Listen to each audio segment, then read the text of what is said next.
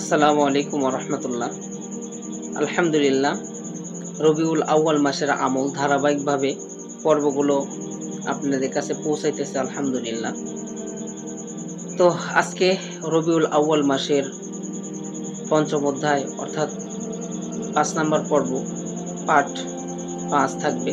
তো ইনশাআল্লাহ আমরা ধারাবাহিকভাবে এবার দেখতে থাকব। কারণ দেখব, কেন দেখব?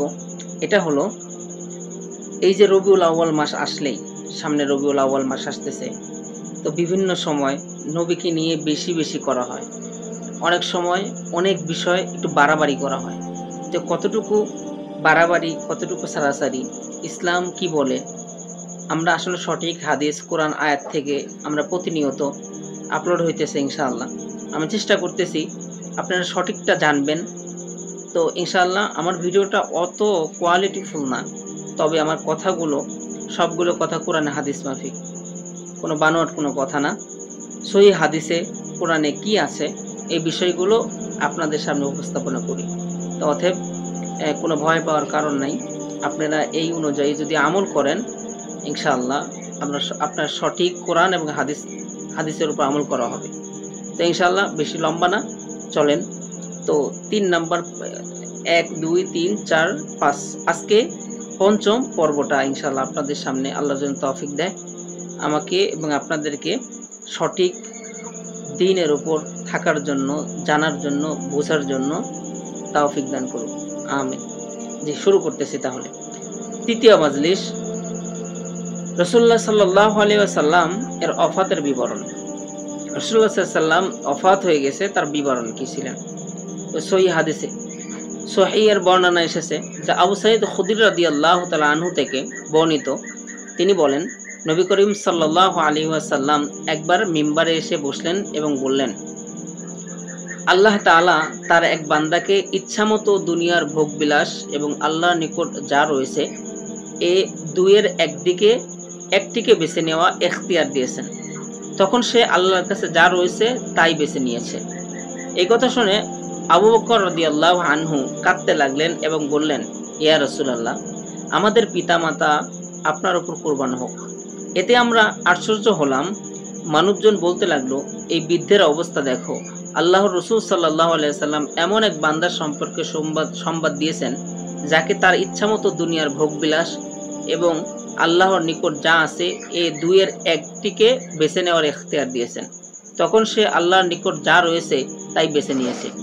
আর তিনি বলেছেন, আমাদের পিতামাতা আপনার উপর কুরবান হোক। বর্ণনাকারী বলেন, রাসূলুল্লাহ সাল্লাল্লাহু আলাইহি সাল্লামই ছিলেন সেই ব্যক্তি, আর তার সম্পর্কে আবু বকর ছিলেন আমাদের মধ্যে অধিজ্ঞতা। তার সম্পর্কে নবী করিম সাল্লাল্লাহু আলাইহি সাল্লাম বলেছেন, যে ব্যক্তি তার সঙ্গ ও সম্পদ দিয়ে আমার প্রতি সবচেয়ে বেশি ইহসান করেছেন তিনি হলেন আবু বকর। যদি আমি আমার উম্মাহর কোনো ব্যক্তিকে অন্তরঙ্গ বন্ধু হিসেবে গ্রহণ করতাম তাহলে আবু বকরকেই করতাম। তবে তার সঙ্গে আমার ইসলামী ভ্রাতৃত্বের সম্পর্ক রয়েছে। মসজিদের দিকে আবু বকরের দরজা ছাড়া আর কারো দরজা কি বাকি থাকবে না? সবগুলো বন্ধ করে দেওয়া হবে। জেনে রাখুন, জীবনের অধিকারী প্রত্যেকের জন্য নবী করিম সাল্লাল্লাহু আলাইহি সাল্লাম সবার জন্য মৃত্যু অবধারিত, যার ব্যতিক্রম কখনোই ঘটবে না। আল্লাহ তাআলা নবী করিম সাল্লাল্লাহু আলাইহি সাল্লামকে লক্ষ্য করে বলেছেন, ইন্নাকা মাইতুন ওয়া ইন্নাহুম মাইয়ুতুন, নিশ্চয়ই আপনারও মৃত্যু হবে এবং তাদেরও মৃত্যু হবে। আল্লাহ তাআলা বলেছেন, ওমা জাআলনা লিবাশারিম মিন ক্বাবলিকাল খুলদ আফা ইম মিত্তা ফাহুমুল খালিদুন কুল্লু নাফসিন যায়িকাতুল মাউত ওয়া নাবলুকুম বিশ-শাররি ওয়াল খাইরি ফিতনা ওয়া ইলাইনা তুরজাউন। আপনার পূর্বেও কোনো মানুষকে আমি অনন্ত জীবন দান করিনি, সুতরাং আপনার মৃত্যু হলে তারা কি চিরকাল বেঁচে থাকবে? প্রশ্ন, প্রত্যেককে মৃত্যুর স্বাদ আস্বাদন করতে হবে। তোমাদেরকে মন্দ ও ভালো দ্বারা পরীক্ষা করে থাকি, অবশেষে আমার কাছেই ফিরে আসতে হবে। আল্লাহ তাআলা আরো বলেছেন, মুহাম্মদ তো কেবল একজন রসূল, তার আগে অনেক রসূল গত হয়েছেন। আচ্ছা, তিনি যদি মারা যান অথবা হত্যাকাণ্ডের শিকার হন তখন কি তোমরা ইসলাম থেকে পিছু হটবে? প্রশ্ন, আল্লাহ তাআলা বলতেছে, যে পিছু হটবে সে আল্লাহর কোনো ক্ষতি করতে পারবে না। তবে যারা কৃতজ্ঞতায় পরিচয় দিবে আল্লাহ অচিরেই তাদের পুরস্কার দিবেন। আল্লাহর অনুমোদন ছাড়া কেউ মরতে পারে না। মৃত্যুর সময়ক্ষণ নির্ধারণ করে রাখা আছে। যে দুনিয়ার প্রতিদান চায় তাকে এখান থেকেই দেব, আর যে পরকালের প্রতিদান চায় তাকে সেখান থেকে দিব। আমি শুকরগুজার বান্দাদের অচিরেই পুরস্কার প্রদান করব। আল্লাহ তাআলা আদম আলাইহিস সালামকে জমিনের মাটি থেকে সৃষ্টি করেছেন, অতঃপর তাতে তার রূহ দান করেছেন। ফলে এই দুনিয়াতে তার শরীরে তার রূহ এবং তার সন্তানদের শরীরে তাদের রূহ কর্য হিসাবে রয়েছে। আল্লাহ তাআলা তার উপর এবং তার সন্তানদের উপর এটা আবশ্যক করে দিয়েছেন যে তিনি তাদের রূহ সমূহ তাদের এই শরীর থেকে ফিরিয়ে নেবেন এবং তাদের শরীরগুলোকে যেখান থেকে সৃষ্টি করেছেন সেখানে অর্থাৎ মাটিতে ফিরিয়ে দিবেন।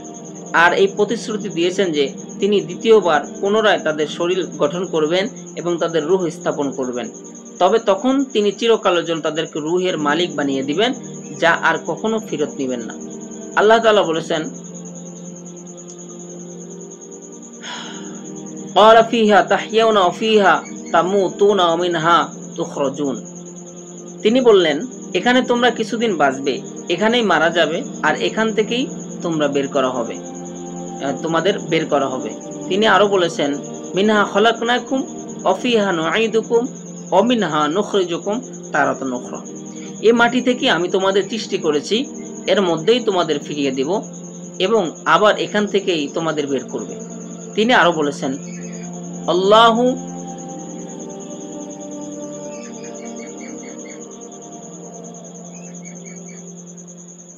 আল্লাহু আম্বাতাকুম মিনাল আরদি নাবাতা সুম্মা ইউঈদুকুম ফিহা ওয়া ইখরিজুকুম ইখরাজা। আল্লাহ তাআলা তোমাদেরকে মাটি থেকে বিশেষভাবে উদ্গত করেছেন, আবার এই মাটির মধ্যে তোমাদের ফিরিয়ে দিবেন এবং তা থেকে তোমাদের পুনরুত্থিত করবেন। আল্লাহ তাআলা আমাদেরকে এই দুনিয়াতেই মাটি থেকে শরীরের পুনরুত্থানের ওপর দলিল দেখিয়ে দিয়েছেন, আর তা হলো জমিন থেকে শস্য উদ্ভিদ উৎপন্ন করা এবং মৃত জমিনকে বৃষ্টি বর্ষণের মাধ্যমে জীবিত করা। শরীরের মধ্যে রূহ ফিরিয়ে দেওয়ার দলিলও দেখিয়ে দিয়েছেন, আর তা হলো ঘুমের সময় বান্দার রূহকে কবজ করা এবং ঘুম শেষে আবার তা ফিরিয়ে দেওয়া। যেমন তিনি বলেছেন, মৃত্যুর সময় আল্লাহ রূহ সমূহ কবজ করেন, আর যে এখনো মরেনি নিদ্রা অবস্থায় তার রূহ কবজ করেন, অতঃপর যার মৃত্যুর ফয়সালা কার্যকরী হয় তাকে রেখে দেন এবং অন্যদের রূহ একটি নির্দিষ্ট সময়ের জন্য ফেরত পাঠান। যারা চিন্তা ভাবনা করে তাদের জন্য এর মধ্যে অনেক নিদর্শন রয়েছে। নফস আমার, মৃত্যুর জন্য প্রস্তুতি নাও, চেষ্টা করো অবিরাম, দৃঢ় সংকল্পে আগাও, পাথে জোগাও পেতে মুক্তির পয়গাম। তোমার নিশ্চিত বিশ্বাস হয়েছে অর্জন, যার জীবন করে ধারণ, কেউ রবে না বেঁচে চিরকাল, মৃত্যু এসেছে তাদের করবে বরণ। তুমি তো কেবল ধার করা অপকরণ, ফিরে যাবে তুমি অবিলম্বে, যার করা জিনিসকে যে ফিরিয়ে দেওয়াই নিয়ম তার আপন গন্তব্যে। আর একজন কবি বলেছেন, জীবনধারীদের মধ্যে আমাদের কোনো আত্মীয় নেই, জীবনের এই জগতে আমাদের কোনো ঘরবাড়ি নেই। এখানে আমাদের অর্থ সম্পদ, সুজন, পরিবার পরিজন, আমাদের সন্তান সন্ততি সবকিছু ধার করা অপকরণ। আমাদের দুনিয়ার এই জীবন স্বল্প সময়ের জন্য গাথা, অচিরেই ঋণ গ্রহীতা থেকে তা ফিরিয়ে নিবে ঋণদাতা। শরীর থেকে রূহ বিচ্ছিন্ন হওয়ার সময় উভয় প্রচন্ড যন্ত্রণার স্বাদ পায়। শরীরের সাথে রূহের রয়েছে ঘনিষ্ঠ সম্পর্ক এবং গাঢ় অন্তরঙ্গতা। একটি অপরটিকে সাথে মিশে গিয়ে একে অপরের মধ্যে প্রবেশ করেছে, যেন তারা দুজন অবিচ্ছিন্ন একটি অঙ্গ। ফলে তীব্র যন্ত্রণা ও কঠোরতার পরেই কেবল তারা পৃথক হয়। মৃত্যুর সময় আদম সন্তান এমন দুঃসহ কষ্ট যন্ত্রণার মুখোমুখি হয়, দুনিয়ার জীবনে সে এর ছিটে ফোটারও সম্মুখীন হয় না। আল্লাহ তাআলা এর প্রতি ইঙ্গিত দিয়েছেন তার এই বাণীতে, কুল্লু নাফসিন যায়িকাতুল মাউত, প্রত্যেক প্রাণীকেই মৃত্যুর স্বাদ নিতে হবে। রবি ইবনে খুসাইম রহিমাহুল্লাহ বলেছেন, তোমরা মৃত্যুর আলোচনা অধিক পরিমাণে করো, কেননা তোমরা এর পূর্বে তার মতো আর কিছুই আস্বাদন করনি। মমস্য ব্যক্তির ব্যথা কষ্ট এই ভেবে আরো বৃদ্ধি পাবে যে তার শরীর থেকে যখন রূহ বিচ্ছিন্ন হয়ে যাবে তখন তার ঠিকানা কোথায় হবে? কোথায় হবে? জান্নাতে নাকি জাহান্নাম? যদি সে মৃত্যু পর্যন্ত ধারাবাহিকভাবে গুনাহকারী হয় তাহলে অধিকাংশ সময় তার দৃঢ় ধারণা হয় যে তার রূহ জাহান্নামে যাবে। এর ফলে তার আফসোস, অনুশোচনা আর যন্ত্রণা বহুগুণ বেড়ে যায়। কখনো কখনো এর পাশাপাশি তাকে তার জাহান্নামের স্থান দেখানো হয়, তাকে এর সংবাদ দেওয়া হয়। ফলে মৃত্যুর যন্ত্রণার সাথে খারাপ পরিণতির চিন্তায় সে আরো অস্থির হয়ে পড়ে। আল্লাহ তাআলা এই বাণী দ্বারা এটি উদ্দেশ্য। পরবর্তী মনীষীদের মধ্যে অনেক মুফাসসির ইকরাম এর তাফসীর এমনই করেছেন যে তার উপর মৃত্যুর কষ্টের সাথে নিয়মিত হারানোর আফসোস এসে একত্র হবে। সুতরাং তুমি এই ব্যক্তির বিদঘুটে অবস্থা সম্পর্কে জানতে চেও না। আল্লাহ তাআলা এর নাম দিয়েছেন সাকরাহ, মাতলামি, নেশাগ্রস্ততা। কারণ মৃত্যুর তীব্র যন্ত্রণার সাথে আরো পেরেশানি ও অস্থিরতা যুক্ত হয়ে তা ব্যক্তিকে মাতাল করে দেয়। অধিকাংশ ক্ষেত্রে এ সময় মানুষের বুদ্ধি লোপ পায়। আল্লাহ তাআলা বলেছেন, ওয়াজাআত সাকরাতুল মাউতি বিল হক। মনে রেখো, মৃত্যু রয়েছে এক ভীষণ পেয়ালা, যাতে চুমুক না দিয়ে হবে না অবিরাম পথ চলা। মৃত্যু যে খুব কাছে, টালবাহানা করবে আর কত। পরকালকে স্মরণ করানোর পরেও তুমি আত্মবিস্মৃত। নবী করিম সাল্লাল্লাহু আলাইহি ওয়াসাল্লাম বেশি বেশি মৃত্যুর স্মরণ করার আদেশ দিয়েছেন। তিনি বলেছেন, আকসিরু যিকরা হাদিমিল লাদ্দাতিল মাউত। তোমরা বেশি বেশি স্বাদ হরণকারী বস্তু মৃত্যুর স্মরণ করো। বেশি বেশি মৃত্যুর কথা স্মরণ করার মধ্যে অনেকগুলো উপকারিতা রয়েছে। তার মধ্যে কয়েকটি হলো, এটি মৃত্যুর আগেই পরকালীন জীবনের প্রস্তুতি নিতে উৎসাহ যোগায়, আশা আকাঙ্ক্ষা ছোট রাখে, অল্প রিজিকেই সন্তুষ্ট করে, দুনিয়া বিমুখ বানায়, আখিরাতের প্রতি আগ্রহ সৃষ্টি করে, দুনিয়াবি বিপদ আপদকে তুচ্ছ করে দেখায়, দুনিয়ার ভোগবিলাসিতা আনন্দ উল্লাসে নিমগ্ন হয়ে থেকে বিরত রাখে। হাসানে বসরি রহিমাহুল্লাহ বলেছেন, নিশ্চয়ই এই মৃত্যু ভোগবিলাসী মানুষদের আরাম আয়েশকে নষ্ট করে দিয়েছে। সুতরাং তোমরা এমন স্থানে সুখ শান্তি তালাশ করো যেখানে কোনো মৃত্যু নেই। তিনি আরো বলেছেন, মৃত্যু দুনিয়াকে অপদস্থ করেছে। বুদ্ধিমান ব্যক্তিদের জন্য এখানে আরো কোনো আনন্দ খুশি অবশিষ্ট রাখেনি। আরেকজন বলেছেন, মৃত্যুর স্মরণ জীবনের সব আয়েশ আরাম বিলাসিতা দূর করে দিয়েছে। এরপর তিনি কাঁদেন এবং বলেন, কতই না চমৎকার সেই গৃহ যেখানে কোনো মৃত্যু নেই। তিনি বলেন, মৃত্যুকে স্মরণ করো, দূর করে দেয় যে সব ভোগবিলাসিতা। বিনাশ হওয়ার জন্য প্রস্তুত হও, শিগগির যে এসে যাবে তা। ওহে অসতর্ক অমনোযোগী, ভুলে গিয়েছে মৃত্যুর বিভীষিকা।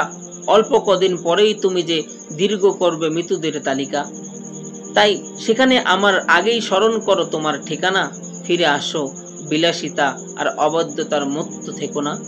নিশ্চয়ই মৃত্যুর জন্য রয়েছে নির্দিষ্ট সময়, লিপিবদ্ধ দিনক্ষণ। সুতরাং বিপদের কথা স্মরণ করো যে অসংখ্য অগণন। দুনিয়ার সাজসজ্জা আর চাকচিক্য হয়েও না মুগ্ন মোহিত। ওহে বুদ্ধির অধিকারী, মৃত্যুর সময় যে আসন্ন অবধারিত। মনীষীদের কেউ একজন বলেছেন, দুইটি জিনিস আমার দুনিয়ার আনন্দ ও শান্তি কেটে দিয়েছে, মৃত্যুর স্মরণ আর আল্লাহর সামনে দাঁড়ানোর ভয়। কিভাবে আয়েশে লিপ্ত হবে যে জেনেছে নিশ্চিত, তার সাথে মৃত্যু এসে হঠাৎ সাক্ষাৎ করবে খুব দ্রুত। আর যে কিভাবে আনন্দ হারাবে যে রাখে বিশ্বাস, অবশ্যই আরশের অধিপতি তাকে করবে জিজ্ঞাসা। আবু দারদা রাদিয়াল্লাহু আনহু বলেছেন, উপদেশের জন্য মৃত্যুই যথেষ্ট, আর বিচ্ছিন্ন হওয়ার জন্য সময় আজ রয়েছে ঘরে, আগামীকাল থাকবে কবরে। মৃত্যুকে সামনে রাখো, এর স্মরণকে আঁকড়ে ধরো বেশ। নিশ্চয় জ্ঞানীদের জন্য মৃত্যুর মধ্যে রয়েছে শত উপদেশ। মনে রেখো, উপদেশ প্রদানকারী হিসাবে মৃত্যুই যথেষ্ট সেই ব্যক্তির জন্য যার উপর মৃত্যুর আগমন সুনির্দিষ্ট। মৃত্যু থেকে বাঁচার কোনো উপায় নেই, জানা সত্ত্বেও মানুষের তা থেকে গাফিল থাকা হলো বড়ই আশ্চর্যের।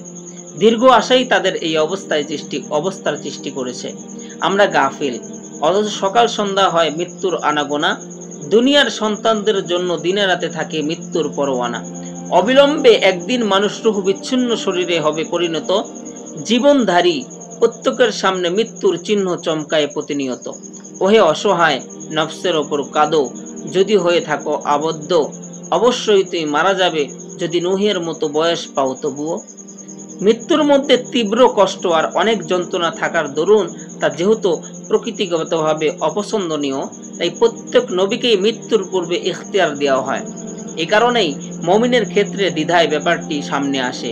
যেমন আবু হুরায়রা রাদিয়াল্লাহু তাআলা আনহু থেকে বর্ণিত হাদিসে এসেছে, নবী করিম সাল্লাল্লাহু আলাইহি ওয়াসাল্লাম বলেছেন, আল্লাহ তাআলা বলেন, আমি কোনো কাজ করতে চাইলে তা করতে কোনো দ্বিধা করি না, যতটা দ্বিধা করি মুমিন বান্দার প্রাণ নিতে। সে মৃত্যুকে অপছন্দ করে আর আমি তার বেঁচে থাকাকে অপছন্দ করি। কিভাবে এখানে অনন্ত জীবনে আশা করা যায়, অথচ সমস্ত নবী রাসূলই মৃত্যুবরণ করেছেন?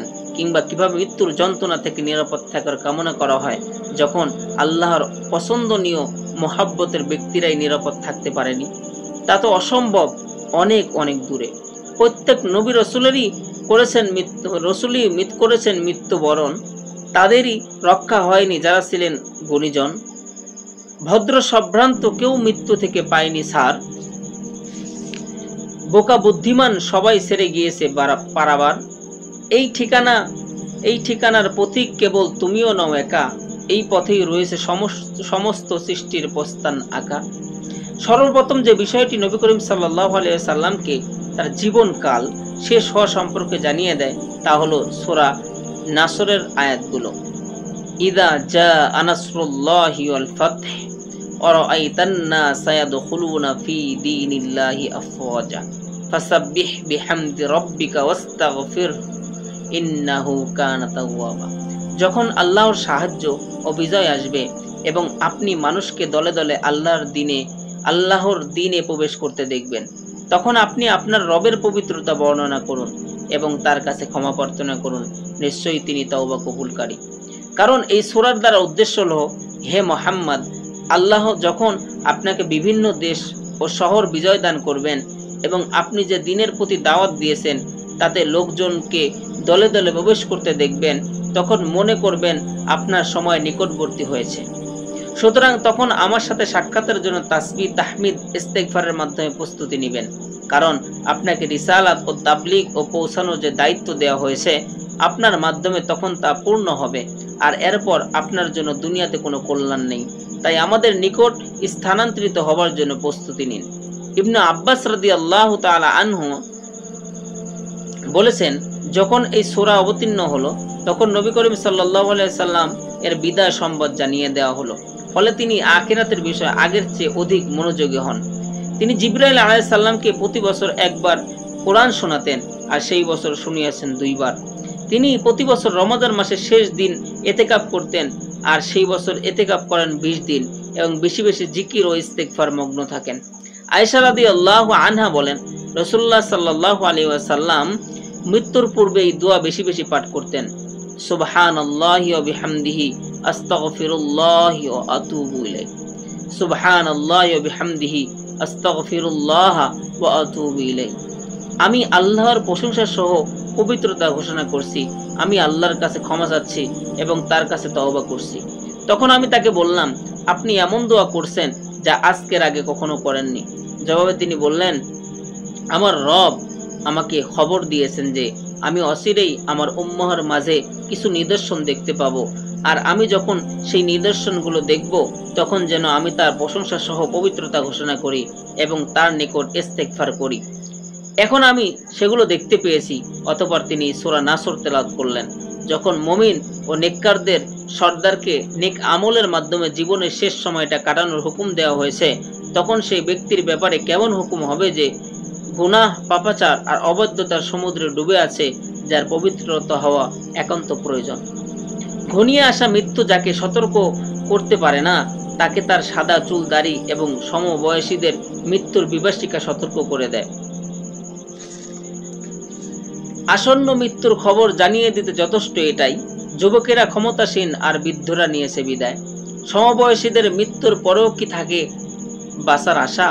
যার রয়েছে সুস্থ মস্তিষ্ক, যে বুঝে জ্ঞানের ভাষা। সহিহ বুখারীতে এসেছে, আবু হুরায়রা রাদিয়াল্লাহু তাআলা আনহু থেকে বর্ণিত, নবী করিম সাল্লাল্লাহু আলাইহি ওয়াসাল্লাম বলেছেন, আল্লাহ তাআলা যে ব্যক্তির জীবনকাল দীর্ঘ করেছেন, এমনকি 60 বছরে পৌঁছে দিয়েছেন, তার জন্য ওজর পেশ করার কোনো সুযোগ রাখেননি। ফুজাইল ইবনে ইয়াজ রাহিমাহুল্লাহ এক ব্যক্তিকে বললেন, কত হলো আপনার বয়স? লোকটি বলল, 60 বছর। তিনি বললেন, আপনি 60 বছর ধরে আপনার রবের নিকট যাচ্ছেন, অচিরেই পৌঁছে যাবেন। লোকটি বলল, ইন্না লিল্লাহি ওয়া ইন্না ইলাইহি রাজিউন, আমরা আল্লাহর আর আমরা তার নিকটই ফিরে যাব। তিনি বললেন, যে জানে যে সে আল্লাহর বান্দা আর সে তার নিকটেই ফিরে যাবে, তার এটাও জানা উচিত যে তাকে দাঁড় করানো হবে এবং জিজ্ঞাসা করা হবে। তার উচিত সেই প্রশ্নের জবাব প্রস্তুত করা। লোকটি বলল, তিনি বললেন, আপনার যে সময় আর বাকি আছে সেগুলোতে নেক আমল করে কাটিয়ে দিন, তাহলে আপনার যা অতিবাহিত হয়েছে তা ক্ষমা করে দেওয়া হবে। আর যদি আপনি বাকি সময়টুকু খারাপ কাজে লিপ্ত থাকেন, তাহলে যা গত হয়েছে এবং যা অবশিষ্ট রয়েছে উভয় ক্ষেত্রে আপনাকে পাকড়াও করা হবে। সাধ্যমতো পরিশ্রম করুন, জীবন তো যাচ্ছে ফুরিয়ে, আর কত অবহেলা করবেন, মরণ যে আসছে এগিয়ে। অগ্রসর হন, আপনার তাওবা হয়তো করা হবে কবুল। কত গড়বেন আর কত ভাঙবেন আর কত হবে ভুল। নবী করিম সাল্লাল্লাহু আলাইহি ওয়াসাল্লাম শেষ সময় এসে বারবার আসন্ন মৃত্যুর কথা আকারে ইঙ্গিতে বোঝাচ্ছিলেন। বিদায় হজ্জের ভাষণে মানুষদের তিনি বলছিলেন, আমার নিকট থেকে তোমরা হজ্জের নিয়ম কানুন শিখে নাও, কারণ আমার জানা নেই এই হজ্জের পর আমি আর হজ করতে পারবো কিনা। এরপর তিনি লোকদের বিদায় জানাতে শুরু করলেন, ফলে তারা বলতে শুরু করেন, এটা বিদায় হজ। যখন তিনি তার হজ থেকে মদিনায় ফিরছিলেন, তখন সবাইকে গদিরে খুসমু নামক স্থানে, খুম্মু এরকম একটা জায়গা নামক স্থানে জমা করেন, যা মক্কা মদিনার মাঝে একটা রাস্তার মধ্যে পড়ে। এরপর তাদের উদ্দেশ্য খুতবা দিয়ে তিনি বলেন, হে লোক সকল, আমি একজন মানুষ, হয়তো অবিলম্বে আমার রবের পক্ষ থেকে মৃত্যুর ফেরেশতা আসবে আর আমিও তার আহ্বানে সাড়া দিব। এরপর তিনি কিতাবুল্লাহকে আঁকড়ে ধরার ব্যাপারে উৎসাহিত করেন এবং আহলে বায়াতদের ব্যাপারে ওসিয়ত করেন। তারপর যখন নবী করিম সাল্লাল্লাহু আলাইহি সাল্লামের মৃত্যু রোগ প্রকাশ পায়, তখন তাকে আল্লাহর সাথে সাক্ষাৎ করার মাঝে এবং দুনিয়ার চাকচিক্য ও আল্লাহ যতদিন ইচ্ছা করেন ততদিন বেঁচে থাকার মধ্যে ইখতিয়ার দেওয়া হয়। তিনি আল্লাহর সাথে সাক্ষাৎ করাকেই বেছে নেন। তিনি এই বিষয়ে মানুষদের সূক্ষ্ম ইঙ্গিত দিয়েছিলেন, তবে সুস্পষ্ট কিছু বলেননি। রাসূলুল্লাহ সাল্লাল্লাহু আলাইহি ওয়াসাল্লাম এর অন্তিম রোগের সূচনা হয়েছিল সফর মাসের শেষ দিকে। প্রসিদ্ধ অভিমত অনুসারে তার অসুস্থতা ছিল মোট 13 দিন, কেউ বলেছেন 14 দিন। মুসনাদ আহমদ, সহিহ ইবনে হিব্বান বর্ণনা এসেছে। আবু সাঈদ খুদরি রাদিয়াল্লাহু তাআলা আনহু থেকে বর্ণিত, তিনি বলেন, নবী করিম সাল্লাল্লাহু আলাইহি সাল্লাম যে অসুস্থতায় ইন্তেকাল করেছেন, সেই অসুস্থতায় তিনি আমাদের সামনে বের হয়ে আসেন। তখন তার মাথা ব্যথা অবস্থায় ছিল। তিনি মিম্বারে এসে দাঁড়ালেন এবং বললেন, এক বান্দার সামনে দুনিয়া এবং এর ভোগবিলাসিতা পেশ করা হয়েছিল, কিন্তু সে আখিরাতকে বেছে নিয়েছে। বর্ণনাকারী বলেন, আবু বকর ছাড়া আর কে এই কথার মর্ম উপলব্ধি করতে পারেননি। ফলে তিনি বললেন, আমার পিতামাতা আপনার জন্য উৎসর্গ হোক, বরং আমরা আপনার জন্য আমাদের ধন সম্পদ, সন্তানাদি, জীবন সব উৎসর্গ করে দিব। বর্ণনাকারী বলেন, এরপর নবী করিম সাল্লাল্লাহু আলাইহি সাল্লাম মিম্বার থেকে নেমে আসেন, মৃত্যু পর্যন্ত আর তাকে সেখানে দেখা যায়নি। মুসনাদ আহমদের আরেকটি বর্ণনা এসেছে আবু মুয়াবিয়া রাদিয়াল্লাহু আনহু থেকে বর্ণিত, তিনি বলেন, এক রাতে নবী করিম সাল্লাল্লাহু আলাইহি সাল্লাম বাকি মদিনায় কবরস্থানে বের হন। মদিনায় কবরস্থানে বের হন এবং সেখানকার অধিবাসীদের জন্য ক্ষমা প্রার্থনা করেন। বলেন, দুনিয়ার মানুষজন যা অতিবাহিত করেছে তার চেয়ে তোমরা অতিবাহিত করছো তা সহজ। দুনিয়ার মানুষজন যা অতিবাহিত করছে তার চেয়ে তোমরা যা অতিবাহিত করছো তা সহজ। অসংখ্য ফিতনা সামনে আসছে, অন্ধকার রাতের টুকরোর মতো একটার পর একটা আসতেই থাকবে। এর শেষেরটা প্রথমটার অনুসরণ করবে, তবে শেষেরটা হবে প্রথমটার চেয়েও খারাপ। ইনশাআল্লাহ যেটুকু আলোচনা করলাম আজকে পঞ্চম পর্ব আজকে শেষ হবে। ইনশাআল্লাহ ধারাবাহিকভাবে রবিউল আউয়াল মাসের আমল 6 নম্বর পর্ব অতি শীঘ্রই চলে আসবে ইনশাআল্লাহ। এই ভিডিওটা আপনাদের জন্যই বানানো, কারণ আমরা মুসলমান। আমরা যদি ভিডিওগুলো শুনতে থাকি, দেখতে থাকি, তাহলে অবশ্যই রবিউল আউয়াল মাসের আমল এবং যে নসিহত করেছে, আজকে নসিহতগুলো বেশিরভাগ কবিতা ছিল। রাসূলুল্লাহ সাল্লাল্লাহু আলাইহি ওয়াসাল্লাম নিজেই দুনিয়া ছেড়ে চলে গেছেন, আর আমরা কি? আমরা একদিন চলে যাব। ভাই আমার, অনেক ভিডিও আপনার সামনে আসে, চোখের সামনে আসে, কিন্তু আপনারা দেখেন। কিন্তু এই ভিডিও থেকে জ্ঞান অর্জন করার জন্য উদ্দেশ্য, আমল করার উদ্দেশ্যে আমি ভিডিও বানাই। ইনশাআল্লাহ যদি ভালো লাগে ভিডিওটি অবশ্যই শেয়ার করবেন আপনজনদের কাছে। এই মাসের আমল সম্পর্কে, এই মাসে রসুল কি করেছেন, রসুল কবে ওফাত হয়েছেন, আলহামদুলিল্লাহ অনেক কিছু পরিচয় পাচ্ছি।